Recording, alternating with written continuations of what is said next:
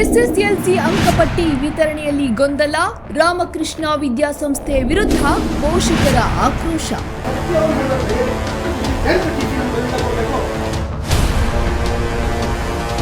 SSLC exam ಬರೆದು ಈ result ಬಂದಿದೆ. ಈಗ ಮಾರ್ಕ್ಸ್ ಕಾರ್ಡ್ ಬಂದರೆ ಮಾರ್ಕ್ಸ್ ಕಾರ್ಡ್ ಬಂದು ಜೂನಿಯರ್ ಕಾಲೇಜಲ್ಲಿ ಬಂದಿದೆ ಅಂತ ಹೇಳಿದ್ದಾರೆ. ಕೋಡು ಎಲ್ಲ ಚೇಂಜ್ ಆಗಿದೆ, ಅಡ್ರೆಸ್ ಎಲ್ಲ ಚೇಂಜ್ ಆಗಿದೆ.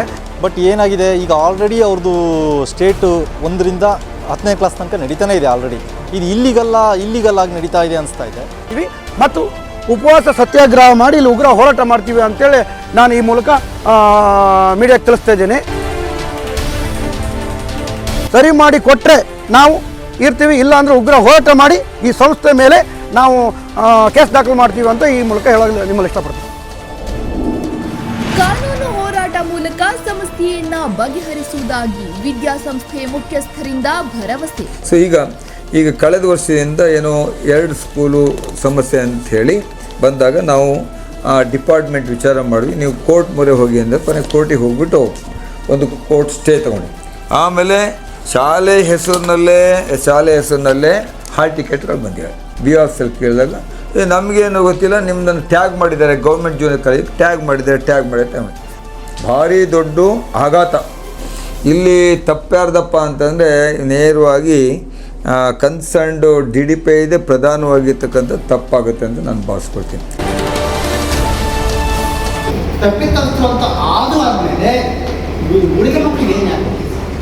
ಪೋಷಕರೆಲ್ಲ ಬಂದು ಕೇಳಿದ್ರು, ಸರ್ ಮಾರ್ಕ್ಸ್ ಕಾರ್ಡು ಹೀಗಿದೆಯಲ್ಲ ಸರ್ ಹಾಗೆ ಅಂತ. ಅದಕ್ಕೆ ನಾವು ಕೂತು ಡಿಸ್ಕಷನ್ ಮಾಡಿ ಸಾಕಷ್ಟು ಬೋರ್ಡ್ ಜೊತೆ ಡಿಸ್ಕಷನ್ ಮಾಡಿ ಪ್ರತ್ಯಕ್ಷವಾಗಿ ಭೇಟಿ ಮಾಡಿ ಇದನ್ನು ಬಗೆಹರಿಸ್ತಕ್ಕಂಥ ಕೆಲಸ ಮಾಡ್ತೀವಿ ಅಂತ ಹೇಳ್ತಿದ್ದೀವಿ. ನಾವು ಎಲ್ಲೆಲ್ಲೋ ಸಂಘದಲ್ಲಿ ಅಲ್ಲಿ ಇಲ್ಲಿ ಸಾಲ ಮಾಡಿ ಅವಕ್ಕೆ ಎಜುಕೇಷನ್ ಕೊಡಿಸಿದ್ದೀವಿ. ನನ್ನ ಮೊಮ್ಮಗಳು ಬೆಂಗಳೂರಲ್ಲಿ ಓದ್ತಾ ಇರೋದು, ಫಸ್ಟ್ ಇಯರ್. ಇವಾಗ ಅಷ್ಟು ಕಷ್ಟದಲ್ಲಿ ಇರಬೇಕಾದ್ರೆ ಇವರು ಈ ಥರ ಎಲ್ಲ ಮಾಡಿದೆ ಆಟ ಆಡ್ಸಿದ್ರೆ ನಮಗೆ ಬೇಜಾರಾಗುತ್ತಲ್ಲ.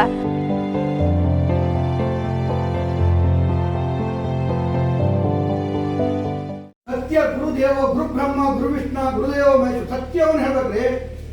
ನೀವು ಅವರು ಹೆಡ್ ಮಾಸ್ಟರ್ ನೀವು ನಮಗೆ ಹೂ ಮುಡಿಸ್ಕೊಳ್ಸಿದ್ರೆ ಅವತ್ತು ಕಂಪ್ಯೂಟರ್ ತೆಗೆದು ಚೀಲಾಕ್ ಕೊಡ್ರಿ. ನಮಗೆ ಯಾಕೆ ಕೊಟ್ರಿ? ಆ ಪ್ರಾವಿಷನ್ ಮಾರ್ಕ್ಸ್ ಕಾರ್ಡ್ ಯಾಕೆ ಕೊಟ್ಟಿಲ್ಲ?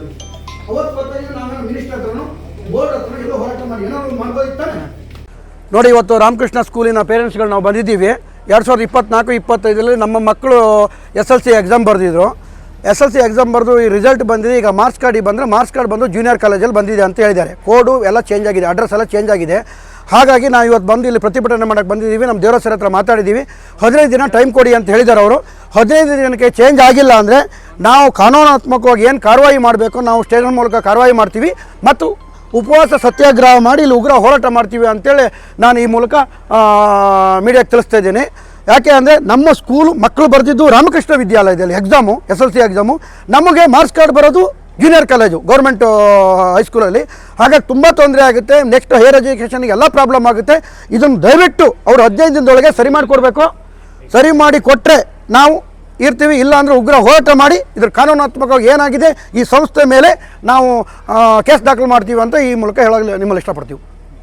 ನಮ್ಗೆ ಇನ್ನೊಂದು ಪ್ರಾಬ್ಲಮ್ ಏನಾಗ್ತಿದೆ ಅಂತ ಹೇಳಿದ್ರೆ, ಇವರು ಲಾಗಿನ್ ಓಪನ್ ಆಗ್ತಿಲ್ಲ ಅಂತ ಹೇಳ್ತಾ ಇದ್ದಾರೆ.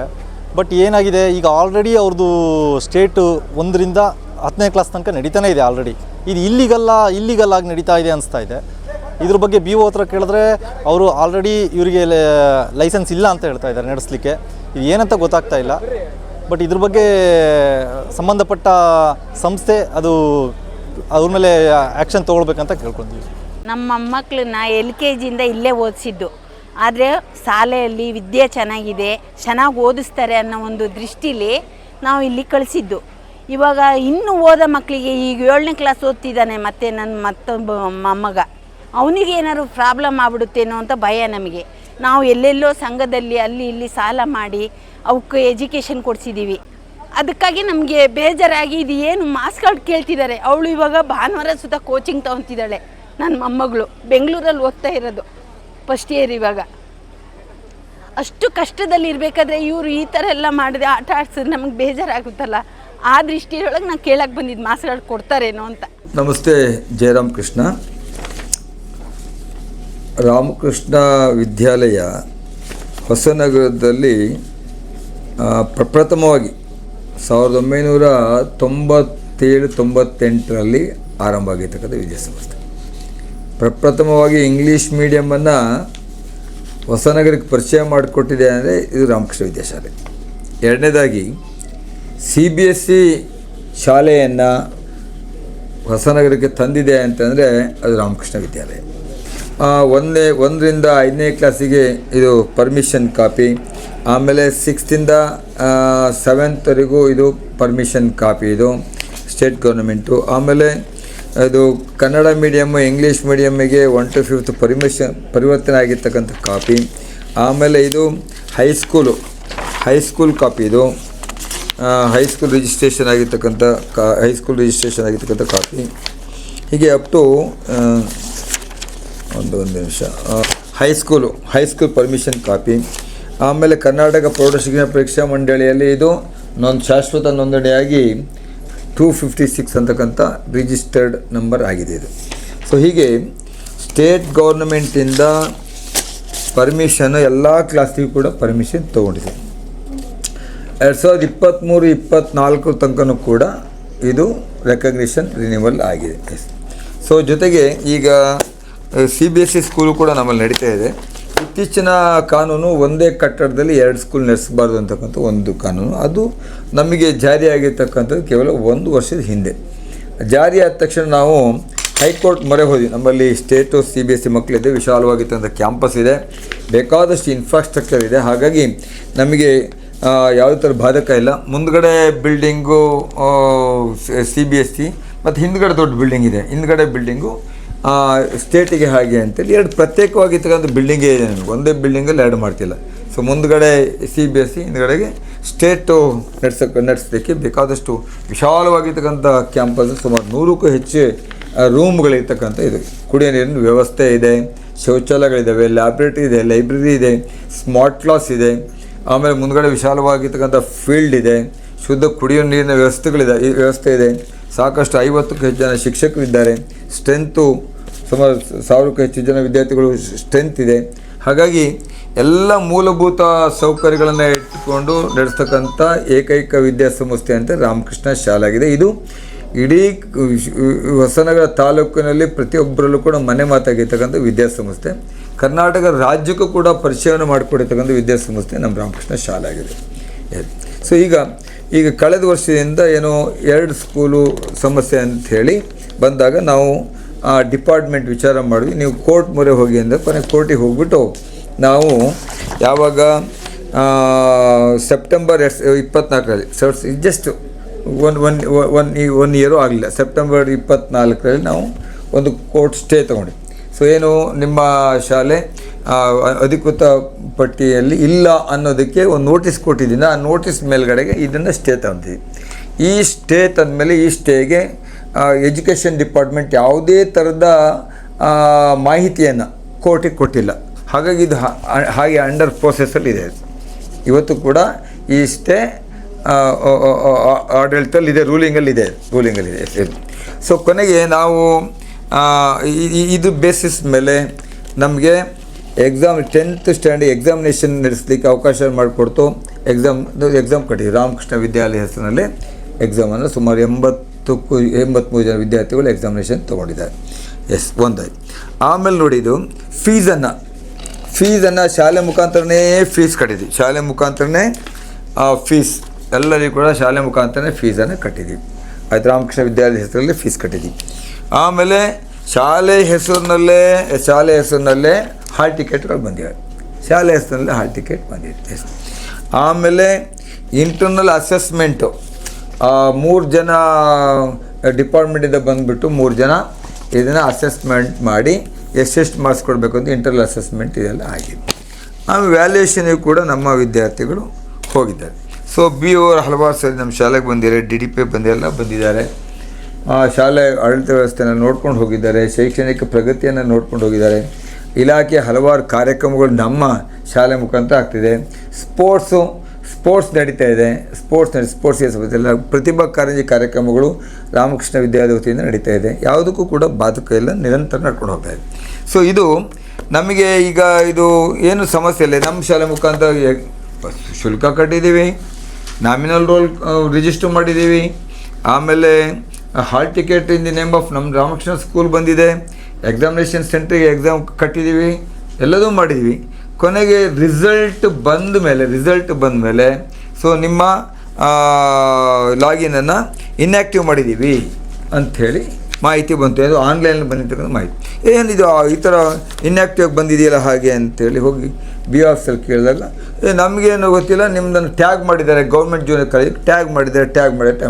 ಟ್ಯಾಗ್ ಮಾಡಿದ ಬಗ್ಗೆ ಮಾಹಿತಿ ಎಲ್ಲಿದೆ ಅಂತ ಕೇಳಿ ಎಲ್ಲ ಮೇಲೆ ಕೆಳಗೆ ನೋಡ್ತಾ ಬಿಟ್ಟರೆ ಒಬ್ಬನೂ ಕೂಡ ಆನ್ಸರ್ ಕೊಡ್ತಾರೆ. ಇದು ಡಿಪಾರ್ಟ್ಮೆಂಟು ವಿದ್ಯಾಸಂಸ್ಥೆಗೆ ಮತ್ತು ಮಕ್ಕಳಿಗೆ ಮಾಡೋಕ್ಕೆ ದೊಡ್ಡ ಅನ್ಯಾಯ. ಇದು ಭಾರಿ ದೊಡ್ಡ ಆಘಾತ. ಈ ಡಿಪಾರ್ಟ್ಮೆಂಟು ಎಷ್ಟು ಕೆಲಸ ಮಾಡುತ್ತೆ, ಎಷ್ಟು ಸೋಮಾರಿತನ ಕೆಲಸ ಮಾಡುತ್ತೆ, ಎಷ್ಟು ತೊಂದರೆ ಮಾಡುತ್ತೆ ಅನ್ನೋದಕ್ಕೆ ಇದೊಂದು ಜೀವಂತ ಉದಾಹರಣೆ ಅಂತೇಳಿ ನಾನು ಹೇಳಕ್ಕೆ ಇಷ್ಟಪಡ್ತೀನಿ. ಆಮೇಲೆ ನಂತರದಲ್ಲಿ ಇದನ್ನು ಈ ಇನ್ಯಾಕ್ಟಿವ್ ಅಂತಕ್ಕಂಥ ವಿಚಾರದಲ್ಲಿ ಇಟ್ಕೊಂಡು ತಕ್ಷಣ ಮತ್ತೆ ನಾವು ಕೋರ್ಟಿಗೆ ಮೊರೆ ಹೋದ್ವಿ ನಾವು. ಸೊ ಹೈಕೋರ್ಟು ನಮ್ಮ ಎಲ್ಲ ವಿಚಾರಧಾರೆಗಳನ್ನು ಆಲಿಸಿ, ನಮ್ಮ ದಾಖಲೆಗಳನ್ನು ನೋಡಿ, ನಮ್ಮ ಶಾಲೆ ಪ್ರೋಗ್ರೆಸ್ಸನ್ನು ನೋಡಿ ವಿತಿನ್ ನೋ ಟೈಮ್ ಒಳಗಡೆ ನಮಗೆ ಆರ್ಡರ್ ಕೊಟ್ಟಿದ್ದಾರೆ. ಇದು ಏನು ಇದನ್ನು ಸ್ಟೇ ಮಾಡಿಬಿಟ್ಟು ಆ್ಯಕ್ಟಿವೇಟ್ ಮಾಡಬೇಕು ಹಾಗೆ ಅಂಥೇಳಿ ಸ್ಟೇಟ್ ಆಫ್ ಕರ್ನಾಟಕ ಸೆಕ್ರೆಟರಿಗೊಂದು, ಕಮಿಷನರಿಗೆ, ಡೈರೆಕ್ಟರ್ ಆಫ್ ಪಬ್ಲಿಕ್ ಇನ್ಸ್ಟ್ರಕ್ಷನು, DDPIಗೆ ಮತ್ತು BOಗೆ ಇಷ್ಟು ಜನ ಪಾರ್ಟಿ ಮಾಡಿ ಒಂದು ಆರ್ಡರ್ ಇಶ್ಯೂ ಮಾಡುತ್ತೆ. ಏನಂತ ಆರ್ಡರ್ ಇಶ್ಯೂ ಮಾಡುತ್ತೆ? So the learn additional government advocate accepts notice for the respondents. The mean while the internal correspondence dated 21/5/2025 annexure L issued by the respondent is hereby stayed and further direction is issued to the respondent to enter or activate the petitioner school Sri Ramakrishna Vidyalaya Primary and Secondary School Hosanagara Shimoga district bearing username KK0256 in the official website for the respondent ಅಂಥೇಳಿ activate ಮಾಡಲಿಕ್ಕೆ court order ಮಾಡ್ತಾರೆ.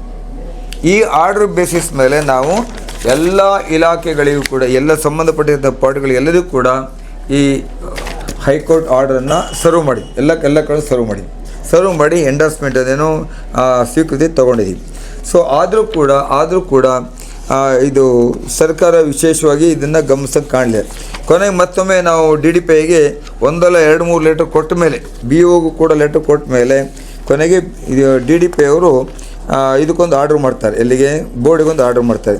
ನೋಡಿ, ಹೀಗೆ ಕೋರ್ಟಿಂದ ಒಂದು order ಇದೆ, ಇದನ್ನು ತಮ್ಮ ಮಾಹಿತಿಗೋಸ್ಕರವಾಗಿ ಕಳಿಸಿದ್ದೀವಿ ಅಂಥೇಳಿ ಒಂದು ಲೆಟ್ರನ್ನು ಹಾಕುತ್ತದೆ. ಒಂದು ಲೆಟ್ರನ್ನು DDPI ಕಳಿಸ್ಕೊಡ್ತಾರೆ. ಸೊ ನಿಮ್ಮಲ್ಲಿ ಹಾಗೆ ಅಂತಂದರೆ ಒಂದು ನಿಮಿಷ. ಸೊ ಈಗ DDPI ಅವರು 6/8/2025 ನಮ್ಮ ಹೈಕೋರ್ಟ್ ಆರ್ಡರ್ನ ಇಟ್ಬಿಟ್ಟು ಮಾನ್ಯ ಕರ್ನಾಟಕ ಪ್ರೌಢಶಿಕ್ಷಣ ಮಂಡಳಿ ಒಂದು ಲೆಟರ್ ಕಳಿಸುತ್ತೆ. ಸೊ ಇವರು ಹೈಕೋರ್ಟಿಂದ ಸ್ಟೇ ಆರ್ಡರ್ ಇದೆ, ಆಮೇಲೆ ಇವರ ವೆಬ್ಸೈಟನ್ನು ಆ್ಯಕ್ಟಿವೇಟ್ ಮಾಡಲಿಕ್ಕೋಸ್ಕರವಾಗಿ ಹೈಕೋರ್ಟ್ ಆರ್ಡರ್ ಇದೆ. ಈ ಆರ್ಡರ್ನ ಇಟ್ಕೊಂಡು ಸದರಿ ಆದೇಶ ಪ್ರತಿಯನ್ನು ಈ ಪತ್ರದೊಂದಿಗೆ ಅನುಬಂಧಿಸಿ ಮುಂದಿನ ಕ್ರಮಕ್ಕಾಗಿ ತಮ್ಮ ಅವಗಾಹನೆ ಸಲ್ಲಿಸಿ ಅಂತೇಳಿ ಒಂದು ರಿಪೋರ್ಟನ್ನು ಕೊಡ್ತಾರೆ. ಸೊ ಇದು ಕೊಟ್ಟಾದ ಮೇಲೆ ಬೋರ್ಡಿಗೆ ವಿಚಾರ ಮಾಡಿದ್ರೆ ಬೋರ್ಡು ಹೇಳುತ್ತೆ. ಸೊ DDPI ಅವರು ಸ್ಪಷ್ಟವಾಗಿ ನಮಗೆ ಆ್ಯಕ್ಟಿವೇಟ್ ಮಾಡಿ ಹಾಗೆ ಅಂತೇಳಿ ಮಾಹಿತಿಯನ್ನು ಕೊಡಬೇಕು, ದಾಖಲೆಗಳನ್ನು ಕೊಡಬೇಕು ಹಾಗೆ ಅಂಥೇಳಿ ಬೋರ್ಡು ಹೇಳಿದೆ. ಜೊತೆಗೆ ಬೋರ್ಡ್ ನಮಗೇನು ಪಾರ್ಟಿ ಮಾಡಿಲ್ಲ ಅಂತಲೂ ಕೂಡ ಹೇಳಿದ್ದು. ಹಾಗಾಗಿ ಇಲ್ಲಿ ತಪ್ಪ್ಯಾರ್ದಪ್ಪ ಅಂತಂದರೆ ನೇರವಾಗಿ ಕನ್ಸರ್ನ್ಡ್ DDPI ಇದೆ ಪ್ರಧಾನವಾಗಿರ್ತಕ್ಕಂಥ ತಪ್ಪಾಗುತ್ತೆ ಅಂತ ನಾನು ಭಾವಿಸ್ಕೊಳ್ತೀನಿ. ಸೊ ನಾವು ಯಾವ ಮಕ್ಕಳಿಗೆ ತೊಂದರೆ ಆಗಬಾರ್ದು, ಸಂಸ್ಥೆಗೂ ಕೂಡ ತೊಂದರೆ ಆಗಬಾರ್ದು, ಒಳ್ಳೆಯ ಒಂದು ರೆಪ್ಯುಟೇಷನ್ ಇಟ್ಕೊಂಡಿರ್ತಕ್ಕಂಥ ವಿದ್ಯಾಸಂಸ್ಥೆ ನಮಗೆ ನಮ್ಮ ಮಕ್ಕಳಿಗೆ ಮತ್ತು ತೊಂದರೆ ಆಗಬಾರ್ದು ಹಾಗೆ ಅಂತ ಸರ್ವ ರೀತಿಯಲ್ಲೂ ಕೂಡ ಹೋರಾಟವನ್ನು ಮಾಡಿದ್ದೀವಿ. ಸೊ ಈ ವಿಚಾರದಲ್ಲಿ ಮುಂದೆ ಪೋಷಕರೆಲ್ಲ ಬಂದು ಕೇಳಿದ್ರು, ಸರ್ ಮಾಸ್ ಕಾರ್ಡು ಹೀಗಿದೆಯಲ್ಲ ಸರ್ ಹಾಗೆ ಅಂತ. ಅದಕ್ಕೆ ನಾವು ಕೂತು ಡಿಸ್ಕಷನ್ ಮಾಡಿ ಸಾಕಷ್ಟು ಬೋರ್ಡ್ ಜೊತೆ ಡಿಸ್ಕಷನ್ ಮಾಡಿ ಪ್ರತ್ಯಕ್ಷವಾಗಿ ಭೇಟಿ ಮಾಡಿ ಇದನ್ನು ಬಗೆಹರಿಸ್ತಕ್ಕಂಥ ಕೆಲಸ ಮಾಡ್ತೀವಿ ಅಂತ ಹೇಳ್ತಿದ್ದೀವಿ. ಹಾಗಾಗಿ ಯಾವ ಪೋಷಕರು ಕೂಡ ಯಾವುದೇ ರೀತಿಯಲ್ಲೂ ಕೂಡ ಆತಂಕ ಪಡ್ತಕ್ಕಂಥ ಅವಶ್ಯಕತೆ ಇಲ್ಲ. ಹಾಗೆ ಉಳಿದಿರ್ತಕ್ಕಂಥ ಎಲ್ಲ ವಿದ್ಯಾರ್ಥಿಗಳಿಗೂ ಕೂಡ ಸಂಸ್ಥೆ ಜಸ್ಟಿಸ್ ಕೊಡುತ್ತೆ ಅಂತ ಹೇಳ್ತಾ, ನಿಮ್ಮ ಸಹಕಾರ ಯಾವತ್ತೂ ಸಂಸ್ಥೆ ಮೇಲೆ ಇರಲಿ.